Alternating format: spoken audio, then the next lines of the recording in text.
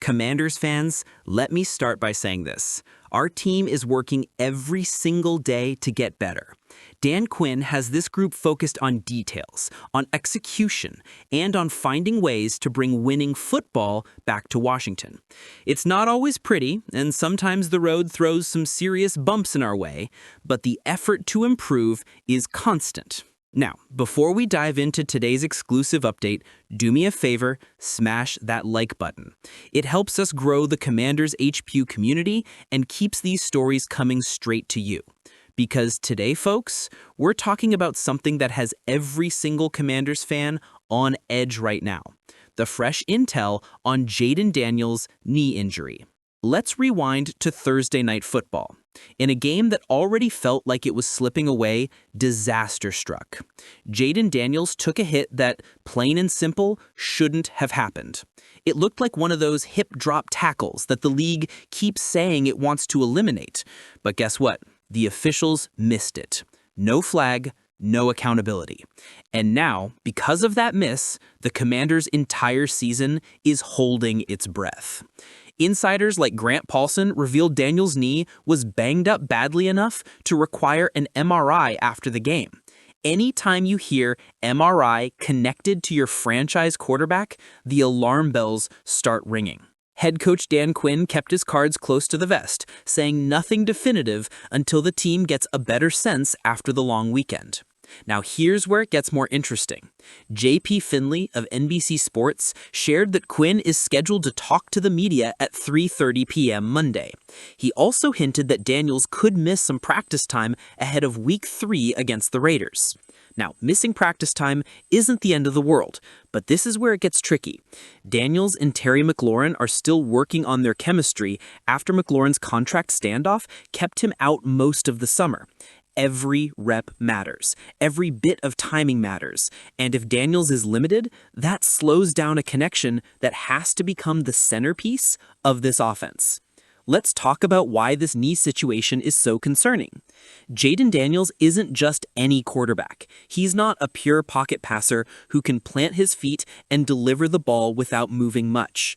His game is built on mobility, escaping pressure, extending plays, picking up yards with his legs, forcing defenses to respect his ability to run. That's what makes him dangerous. That's what makes him special. So even a mild knee injury can change how he plays. We saw him fight through a rib injury last season and still deliver clutch performances, but ribs don't limit your legs the way a knee does. A quarterback who relies on athleticism can't afford to be even 10% compromised. And here's the kicker. It's not just Daniels. Commanders fans, you know the injury bug hasn't just nibbled at us, it's taken a huge bite. Defensive end Dietrich Wise Jr., gone for the season. Running back Austin Eckler, torn Achilles, gone for the season. Tight end John Bates, groin injury, status uncertain. Wide receiver Noah Brown, same story, groin injury. It feels like every week we're holding our breath waiting for the next bad headline. And as much as we love guys like Chris Merritt stepping up in Eckler's absence, let's be honest, Daniels is the irreplaceable piece. You can patchwork a rotation at running back, you can scheme around losing a role player or two, but you can't replace your franchise quarterback. And then there's the frustration with how this injury happened. Nikki Javala from The Athletic pointed out that it looked like a hip drop tackle, the very thing the NFL has supposedly been cracking down on. Fans are furious because not only did the officials miss it, but that no call could end up changing the trajectory of an entire season. Think about it. Washington's postseason hopes, its offensive identity, and its momentum all ride on Daniels' health. One missed flag can shift everything. No wonder fans are boiling over. Meanwhile, just to twist the knife a little more, we watched two former Commanders receivers light it up elsewhere. Diami Brown catches a touchdown for the Jaguars. Mitchell Tinsley, remember him, makes a ridiculous highlight reel grab for the Bengals. Now, don't get me wrong, I'm happy for those guys. They worked hard and found their opportunities. But as a Commanders fan, you can't help but think about what could have been. The receiver depth here has been shaky, and seeing former Washington players making plays for other teams just adds to the frustration. So where does that leave us? The Commanders face the Raiders in Week 3, and while Las Vegas isn't exactly the juggernaut of the AFC, the margin for error is shrinking. Washington needs Daniels out there. Even if he's limited, even if he's not 100%, his presence changes everything. This team rallied behind him last year. His leadership, his grit, his ability to make something out of nothing, that's why Washington made it back into the postseason conversation. Without him, this offense could look painfully ordinary. The smart move, of course, is caution. Let him rest as much as needed this week. Get him right for Sunday. Losing practice reps is far better than losing your quarterback to something worse. Losing Eckler is brutal. He was supposed to be that safety net, that veteran presence who could balance out the rushing attack and help Jayden Daniels in the passing game with his versatility. For all the concerns about Eckler's mileage coming into the season, he still brought value and experience. But the NFL is a cold business, and when one player goes down, another has to step up. That next man up mentality is what defines teams, and right now the Commanders are about to find out what they really have in Chris Merritt. From 7th rounder to spotlight, Chris Merritt's story is already inspiring. Drafted in the 7th round, he wasn't supposed to be in the spotlight this quickly. But from the moment he walked into camp, coaches and teammates noticed his explosiveness, his vision, and his decisiveness. This is a guy who doesn't waste steps. He sees a hole and he hits it. He's physical, he's got burst, and he plays with that chip on his shoulder that late-round picks always seem to carry.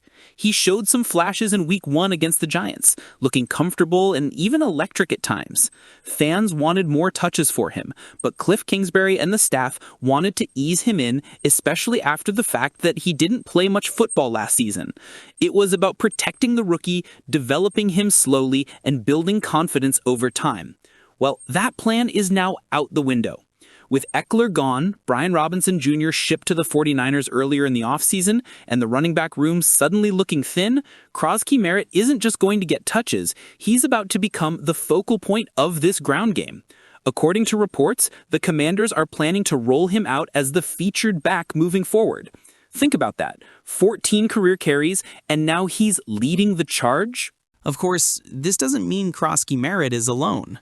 Jeremy McNichols, a veteran journeyman, is expected to play a complementary role. He knows the game, he knows protections, and he can steady the backfield in certain situations.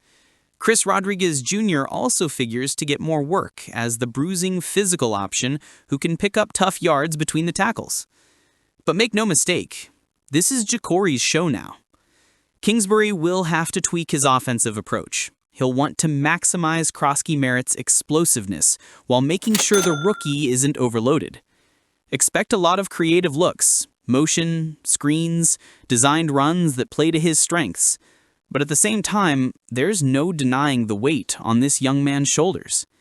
Handing the reins of your rushing attack to a 7th-round rookie this early in his career is a risk. There's no way around it. NFL defenses are fast, disciplined, and they adapt quickly. The question is, can Chris Merritt handle being the guy once defensive coordinators start game planning for him? The reward, however, could be massive. Sometimes opportunities come earlier than expected, and the players who seize them end up rewriting narratives. Think of Alfred Morris in 2012, another late-round pick who shocked everyone by emerging as one of the best backs in football his rookie year. Could Chris Merritt be this generation's version of that? That's what Washington is about to find out. It's important to also put this in context of the overall team situation.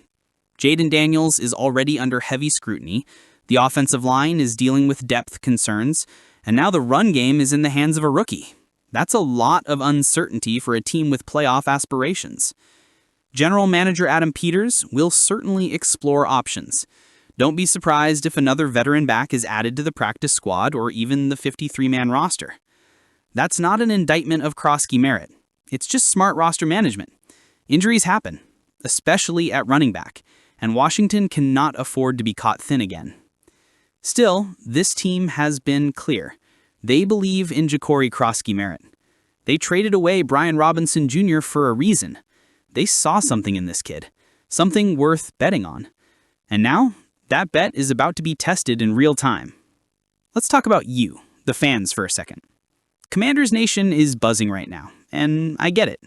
On one hand, you're excited, seeing a rookie with upside get the chance to shine. On the other hand, you're nervous. Putting so much responsibility on a 7th rounder feels risky, especially with the team already battered by injuries. But this is where the journey gets fun. We all wanted to see what Chris Merritt could do. Well, buckle up, because we're going to see it in full force.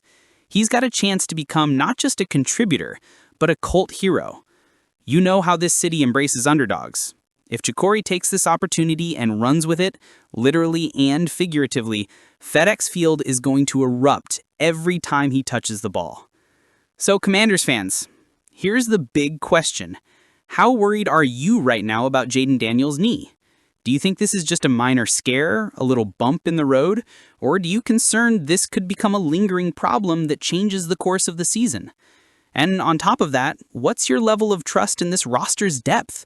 With Wise Jr. and Eckler already out, Bates and Brown banged up, and now Daniels nursing a knee, do you believe this team has the toughness to weather the storm?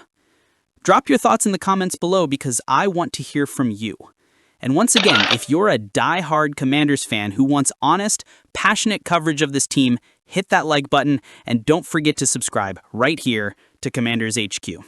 We're going to be with you every step of the way this season, through the highs, the lows, and everything in between. Stay strong, Commanders Nation. We'll get through this together.